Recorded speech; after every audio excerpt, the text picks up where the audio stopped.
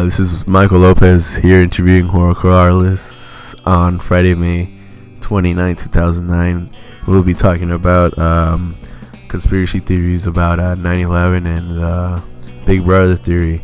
So, Jorge Corrales, what do you think really happened on September 11, 2001, and why? Well, I believe that elements within our own government staged 9/11 but as a means to promote a new form of economic imperialism as well as political and foreign political in the world. Well, that's pretty interesting there. So, what about the Windsor Tower? How does that compare to the Twin Towers? Well, apart from the fact that the World Trade Center towers were the only ones in the entire history of the world to have been collapsed as a cause for a fire, the Windsor Hotel stayed and burned for 24 hours and did not even collapse, which makes the story told by our own government sound more unlikely. Well, yeah. Well, why would you think the government will stage such a frightening and scary action towards their own people? It makes no sense. But it is very difficult to determine precisely. There are so many reasons. We could start off by saying that through the false war on terror, the American civil liberty has vastly diminished. Civil liberties are being lost. The Patriot Act, also known as Homeland Security, all these things are things that are limiting the individual right of a person in America, as well as the entire world. You could believe that is just by coincidence. I would tend to believe that it is orchestrated on a global scheme. Europe is witnessing this as well.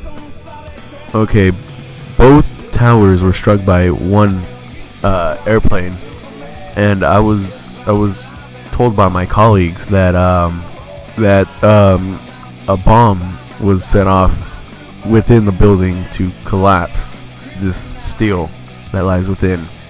So, what do you think about these so-called bombs, thermite bombs that I've been hearing about? Well, to understand this, you have to know the nature of jet fuel. Jet fuel takes hours to reach the temperatures that is stated in the 9/11 Commission report, being 800 degrees Celsius. Thermite, on the other hand, cuts metal like butter. It literally makes it molten, which we see in various occasions in 9/11. Now, in comparison to the Windsor Hotel, we see how long it would take for the effects of a fire to actually collapse a building, being more than 24 hours. In fact, in the Windsor Hotel, the fire did not cause its collapse, although it did melt everything within its reaches. Well, it sounds interesting. Well, why would you think George Bush would stage this inhumane act on its own country? Well, you have to understand, I doubt that Bush was behind anything, if anything, during 9/11. I mean, the man can barely tie his shoelaces, let alone run a country. Now, what we understand is that this has had more bad repercussions as far as political in the war in Iraq, war in Afghanistan, and basically the entire Middle East. Apart from that, we are, as I said before, losing our civil liberties as an entire nation, if not the entire world. We're witnessing the birth of what's known as Big Brother, a basically tyrannical form of government wiretaps and secretly spies on its own people. We are witnessing the end of posse comitatus, which is the rise of a police state, and I think it's slowly but surely going to come. And I fear, basically, for every single person. And honestly, the whole idea behind the presidency is just merely a puppet post. You must consider the fact that other people are behind the throne, as many people have said before. George Bush is not in charge. If anyone, it's Cheney. If not them, then it's the money people behind Wall Street and the money interest within the central bank of the Federal Reserve System. Well, thank you, Joel, for coming here today. Is there anything you would like to end with? Tell us about anything else that you might know. Yeah, I would just like to say thank you for having me here, and apart from that, I would just like to say question the perceived reality.